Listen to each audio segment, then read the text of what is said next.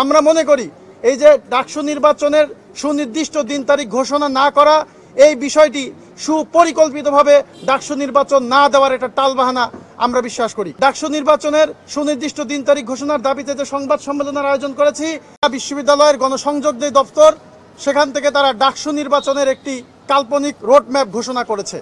কেন কাল্পনিক বলছি? সেখানে তারা আমরা দীর্ঘদিন যাবৎ আন্দোলন করে আসছি এবং বলা হচ্ছিল মার্চেই ডাকসু নির্বাচনের পূর্ণাঙ্গ রোডম্যাপ ঘোষণা করা হবে। সেই মার্চের প্রথম সপ্তাহ, এপ্রিল এবং সেটাকে তারা মে মাসের প্রথম সপ্তাহে নির্বাচন কমিশন ঘোষণার একটি বিজ্ঞপ্তি তারা দিয়েছে। নির্বাচন কমিশন ঘোষণার পরে সেখান থেকে পূর্ণাঙ্গ কবে ডাকসু নির্বাচন হবে সেই বিষয়ে সুনির্দিষ্ট কোনো দিক নির্দেশনা বা দিন তারিখ তারা ঘোষণা করেনি। শুধু তাই নয়, আমরা মনে করি এই যে ডাকসু নির্বাচনের সুনির্দিষ্ট দিন তারিখ ঘোষণা না করা, এই বিষয়টি সুপরিকল্পিতভাবে ডাকসু নির্বাচন না দেওয়ার একটা টালবাহানা আমরা বিশ্বাস করি।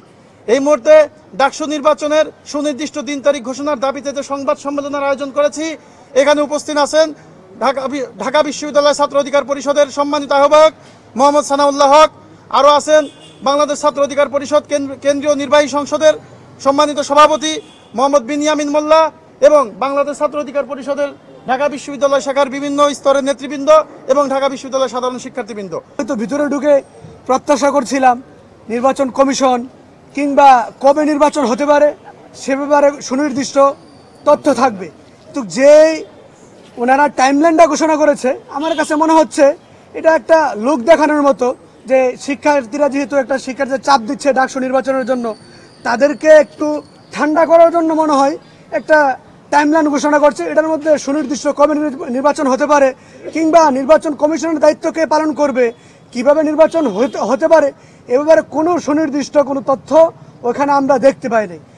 তারই প্রেক্ষিতে আমরা বাংলাদেশ ছাত্র অধিকার পরিষদ ঢাকা বিশ্ববিদ্যালয়ের শাখা আমরা সংবাদ সম্মেলন আয়োজন করেছি। আপনাদের মাধ্যমে বিশ্ববিদ্যালয়ের প্রশাসনের কাছে দাবি জানাতে চাই, আপনারা অতি দ্রুত নির্বাচন কমিশন এবং কবে নির্বাচন হতে পারে এ ব্যাপারে সুনির্দিষ্ট নির্দেশনা আপনারা প্রদান করবেন এবং ডাকসু নির্বাচনের যে করার জন্য যে পরিবেশ এবং যে একটা আমেজ, এই আমেজ তৈরি করার জন্য বিশ্ববিদ্যালয় প্রশাসনকে অবশ্যই দায়িত্বশীল আচরণ করতে হবে।